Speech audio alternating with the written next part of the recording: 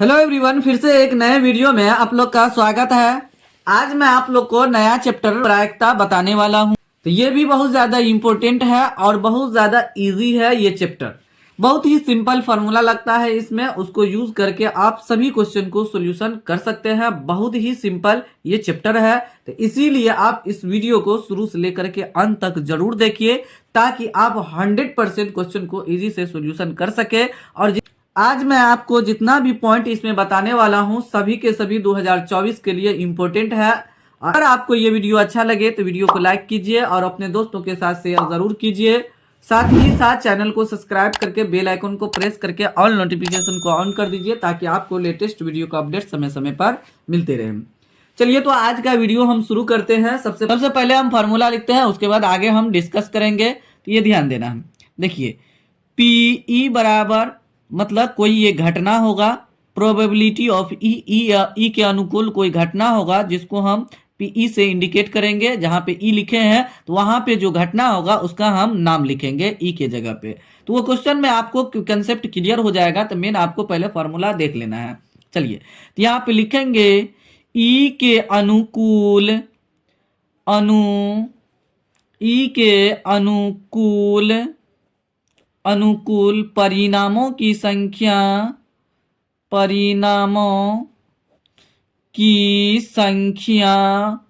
बटे कुल संभावित परिणाम। तो कुल संभावित परिणाम, यहां पे ये फॉर्मूला आ गया। चलिए, तो इसको नीचे वाला को हम ऐसे भी लिख सकते हैं, प्रयोग के सभी संभव परिणामों की संख्या इसके जगह पे हम लिख सकते हैं। तो ये आपको समझ में आ गया, ये कर देंगे तो हो जाएगा। इसी को हम ऐसे भी लिख सकते हैं शॉर्टकट में। देखिए कैसे लिखते हैं, ई के अनुकूल है तो हम यहाँ इसको ऐसे लिखेंगे एन ई, इस तरीके से, बटे एन एस। वो आगे कंसेप्ट क्लियर होगा, एन ई एन एस क्या है। तो इस तरीके से हम इसको लिख सकते हैं। चलिए, तो यहां तक आपको समझ में आ गया होगा किस तरीके से हम किए हैं। चलिए, तो आगे हम लिखते हैं यहाँ पे। चलिए, पॉइंट बना बना करके हम लिखते जाते हैं। यहाँ पे ध्यान देना है। देखिए, निश्चित घटना की प्रायिकता 1 होगा। निश्चित घटना की प्रायिकता, निश्चित घटना की प्रायिकता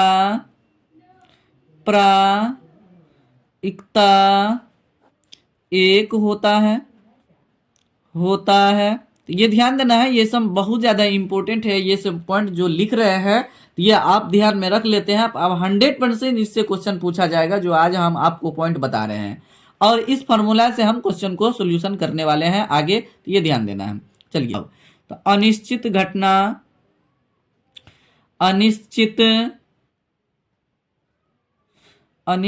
घटना असंभव घटना की प्रायिकता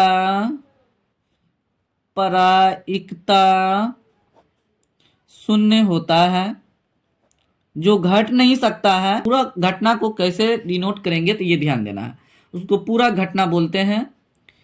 पूरक घटना को ई नहीं, या ई नहीं लिखेंगे, ई नहीं, या ई के ऊपर डैश लगा देगा, इस तरीके से रहेगा, या ई के ऊपर ये बार रेकरिंग लगा देगा, या ई के ऊपर सी लगा देगा। इस तरीके से सूचित किया जाता है, सूचित किया जाता है।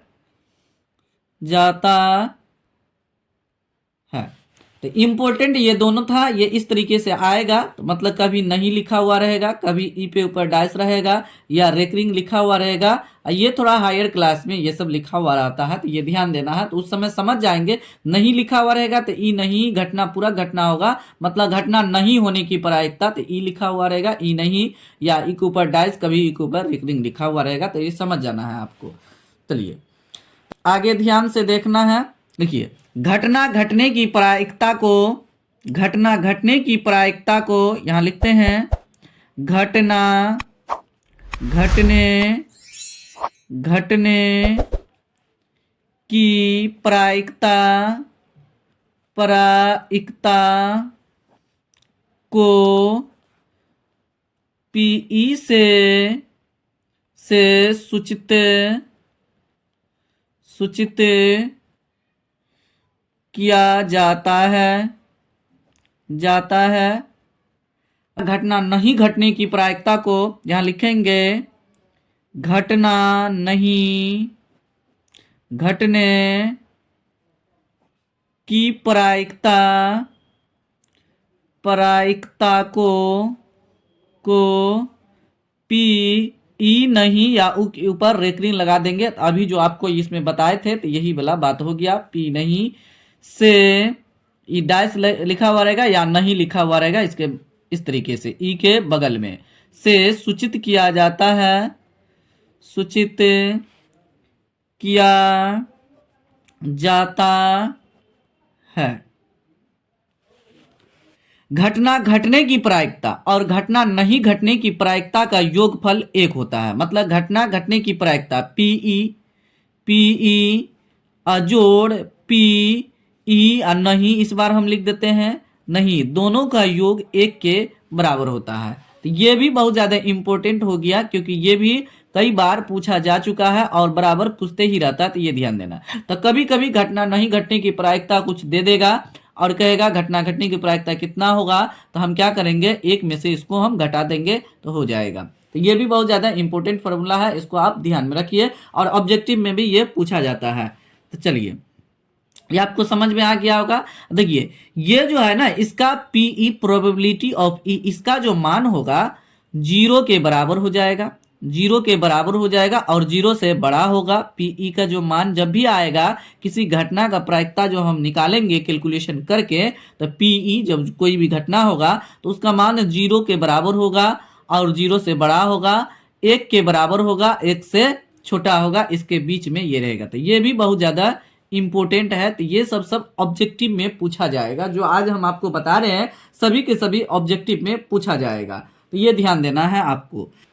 किसी भी प्रायिकता का अधिकतम मान, तो यहां लिखेंगे प्रायिकता का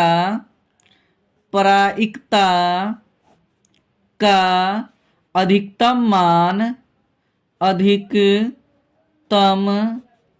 मान 1 होता है।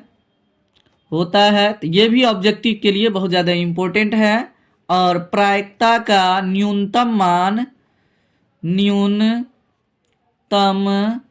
मान 0 होता है, ये ध्यान देना है आपको। अधिकतम मान 1 हो जाएगा और न्यूनतम मान 0 हो जाएगा। तो ये आपको अच्छे तरीके से समझ में आ गया होगा किस तरीके से हम बताए हैं यहाँ तक। आगे सिक्के के बारे में हम जानते हैं। तो सिक्का में क्या होता है, हेड और टेल होता है। मतलब एक ही सिक्का में हेड और टेल रहेगा, HEAD हेड, एक में हेड। इसको हिंदी में बोलते हैं, हेड को चित बोलते हैं। तो यहाँ पे लिख देते हैं चित, या इसको दूसरे नाम से भी जाना जाता है, शीर्ष के नाम से जाना जाता है। तो ये ध्यान देना है, हिंदी में चित या शीर्ष बोला जाता है, ये ध्यान रखना है। और टेल को इसको चित बोलते हैं तो इसको हम पट बोलेंगे, पट या पृष्ठ बोलेंगे, पृष्ठ। ज्यादा अगर आपको समस्या हो रहा है तो वहां पे हेड टेल इंग्लिश में लिखा हुआ रहेगा, तो वहां से आप कंफर्म कर लीजिए। अगर आप भूल गए हेड का रहा है कि टेल का रहा, आपको समझ में नहीं आ रहा, तो आप इंग्लिश में जो लिखा हुआ रहेगा बोर्ड में एग्जाम में जो लिखा हुआ रहेगा, तो वहां से आप क्लियर कर लीजिएगा कि हेड है कि टेल है। चितपट अगर भूल गए तब ये ध्यान देना है। चलिए अब यहां ध्यान देना है, सिक्का को उछालेगा, एक सिक्का को उछालेगा, कभी 2 सिक्का को उछाला जाएगा, कभी 3 सिक्का को उछाला जाएगा। तो उसके साथ साथ हम ट्रिक भी बताएंगे किस तरीके से हम कितना परिणाम आएगा और क्या क्या परिणाम होगा, ये भी लिखते जाएंगे। चलिए तो यहाँ पे पहले पॉइंट बना लेते हैं। यदि n सिक्कों को उछाला जाए तो, यदि यहाँ पे लिखते हैं यदि n सिक्कों को उछाला जाए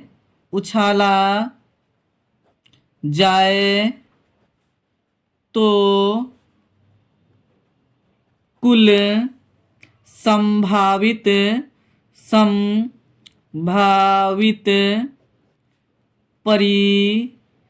नामों की संख्या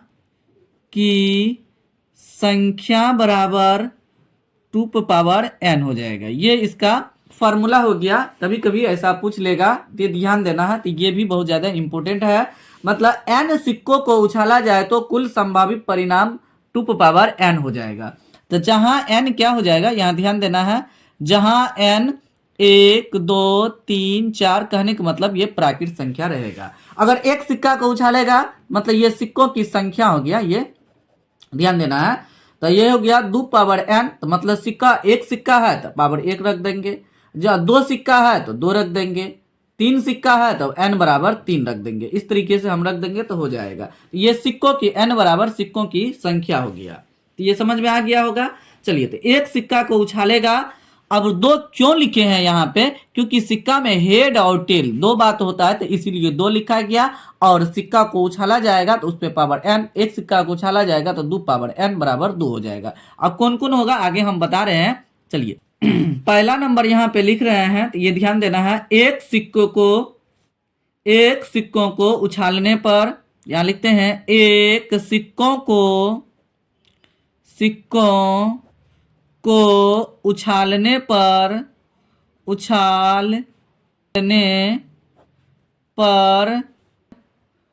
कुल संभावित परिणाम 2n हो जाएगा। क्योंकि कुल संभावित परिणाम निकाल रहे हैं ना, तो 2 बराबर हम लिख देंगे। तो 2 लिख देंगे और उस पर पावर एक सिक्का को उछाल रहे हैं तो n बराबर 1 हो जाएगा। यहाँ पे लिख देते हैं n बराबर 1 2 3 4 5, तो बराबर 2 हो गया। तो ये कौन कौन आएगा परिणाम, तो ये हो जाएगा s बराबर लिखेंगे जो वहां पे लिखे थे फॉर्मूला में NE बटे, तो यहाँ ध्यान देना है NE बटे NS जो हम लिखे थे, तो यही S है। एक सिक्का को जब हम उछालेंगे तो कुल संभावित परिणाम हो जाएगा 2। तो कौन कौन आएगा, हेड और टेल आएगा। कोमा डाल के हम लिखेंगे हेड और टेल, इस तरीके से आएगा। देखिए 1 और 1 2 हो गया ना, एक हेड एक टेल हो गया, 2 परिणाम आएगा। चलिए तो आगे हम लिखते हैं, ये ध्यान देना है। दूसरा नंबर, 2 सिक्कों को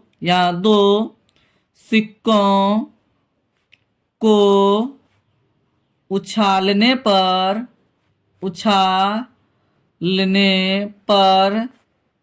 कुल संभावित परिणाम बराबर 2n होता है। तो 2 और यहाँ पे 2 सिक्का को उछाल रहे हैं तो पावर 2 कर देंगे, n की जगह पे 2 लिख देंगे, तो यहाँ पे हो जाएगा 4 हो जाएगा। तो कौन कौन आ जाएगा, तो s बराबर हम लिखेंगे हेड लिख देंगे और टेल लिख देंगे। तो 2 परिणाम आ गया। देखिए ट्रिक बता रहे हैं साथ साथ। देखिए अगर 4 परिणाम हमको लिखना है तो हेड टेल लिख दीजिएगा। तो 2 परिणाम देखिए आ गया, हेड टेल भी आ सकता है। उसके बाद एक इसका लिखिए एक इसका लिखिए, मतलब हेड लिखिए एक टेल लिख लीजिए, हो गया। अब इसी को बदल दीजिए आप, मतलब टेल को इधर हेड को इधर कर दीजिए, टेल हेड। देखिए 4 परिणाम आ गया ना, 1 2 3 4 परिणाम आ चुका है। तीसरा नंबर लेते हैं, 3 सिक्कों को उछालने पर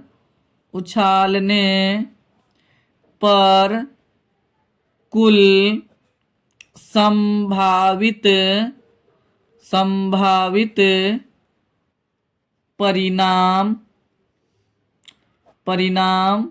बराबर 2n। तो 2n बराबर कितना हो जाएगा, 3 है सिक्कों की संख्या, तो पावर 3 लिख देंगे बराबर। इसको हम ऐसा नहीं गुना कर देना 2 3 6, ऐसे नहीं कर देना है। मतलब इसका कहने का मतलब हुआ 2 को 3 बार गुना के रूप में लिखिए, तो बराबर हो गया 8। और तो कौन कौन परिणाम आएगा, तो आगे ध्यान से देखना है, ये बहुत ज्यादा इंपॉर्टेंट है। तो s बराबर, इसको ऐसे लिखिए टेल 3 बार लिखिए। हेड भी लिख सकते हैं, कोई दिक्कत नहीं, हम टेल पहले लिख दिए। अब उसके बाद 3 बार हेड लिख दीजिए, हेड, क्योंकि 8 परिणाम आएगा ना, तो अभी 2 ही आया है।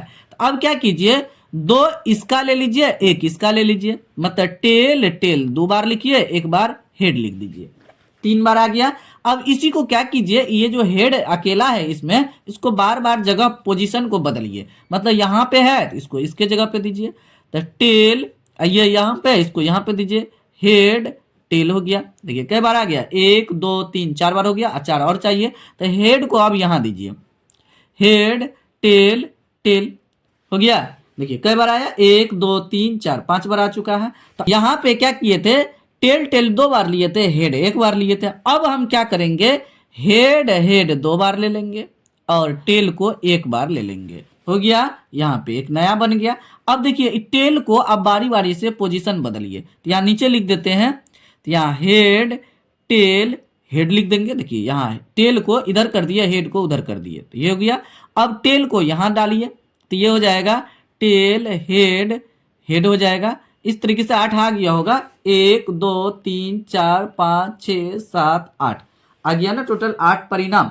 तो इस तरीके से हम 1 सिक्का 2 सिक्का 3 सिक्का को उछालेंगे, तो इस तरीके से हम जो परिणाम आएगा जितना, तो इस सिक्का हेड टेल के रूप में इस तरीके से हम लिख सकते हैं। अब पे क्वेश्चन पूछा जाएगा तो उसको हम इजी से बना सकते हैं। पासा के बारे में जान लेते हैं। पासा का मतलब हुआ, आपको घबराना नहीं है, बहुत कोई नया बात नहीं है। पासा जो लूडो खेलता है ना आप लोग, उसी को हम पासा बोलते हैं, डाइस इंग्लिश में बोला जाता है। तो उसमें क्या होता है, 6 फेस होता है, बिंदा बिंदा करके लिखा हुआ रहता है। एक बिंदा एक साइड रहता है, एक साइड 2 एक साइड 3, मतलब टोटल 6 तक रहता है। तो आपको समझ में आ गया होगा। लूडो को गोटी जो आप लोग खेलते हैं, बचपन में खेले होंगे या अभी भी खेलते हैं, तो उसी को हम पासा बोलते हैं।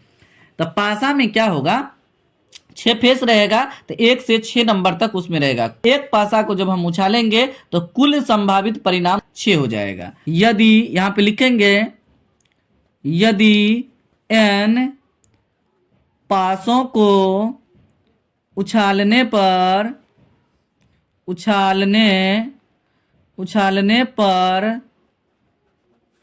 कुल संभावित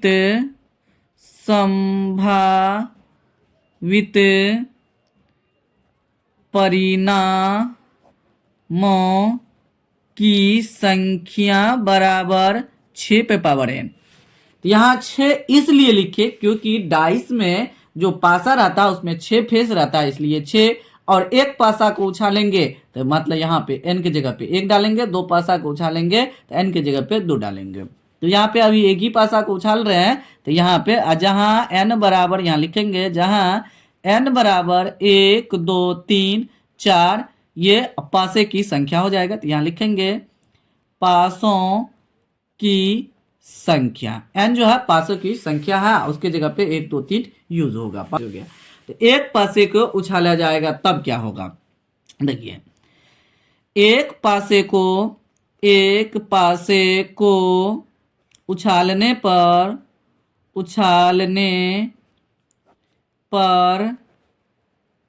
कुल संभावित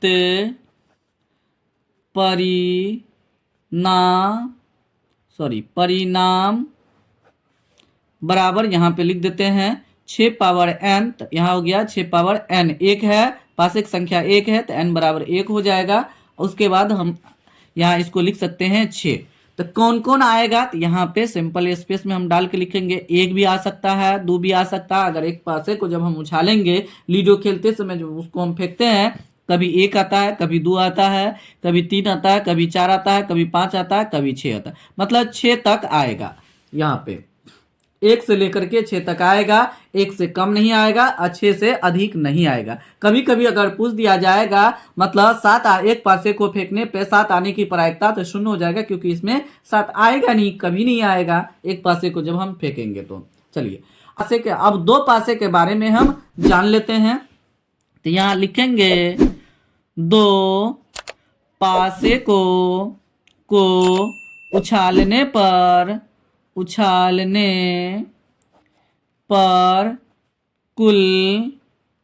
कुल संभावित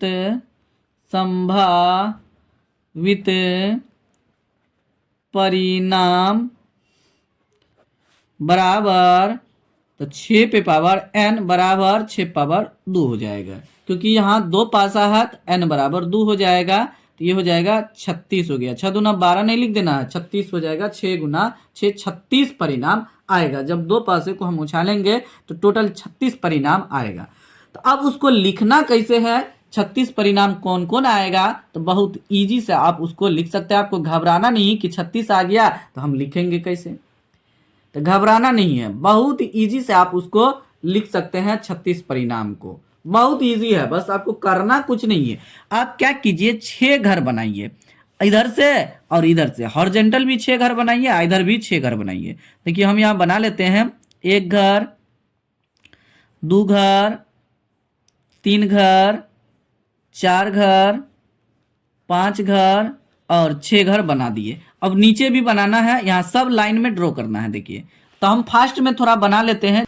यहाँ पे टोटल 36 घर बना चुके हैं, इधर से भी इधर से। आप गिनती करके एक बार चेक कर सकते हैं, 1 2 3 4 5 6। इधर से भी गिनती कीजिए, 1 2 3 4 5 6।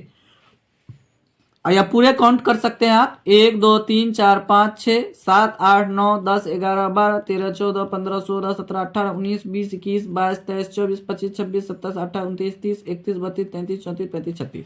अब देखिए इसमें नंबर किस तरीके से हम लिखते हैं, बहुत इजी से आप उसको लिख सकते हैं, घबराने की कोई आवश्यकता नहीं है, ये ध्यान देना आपको।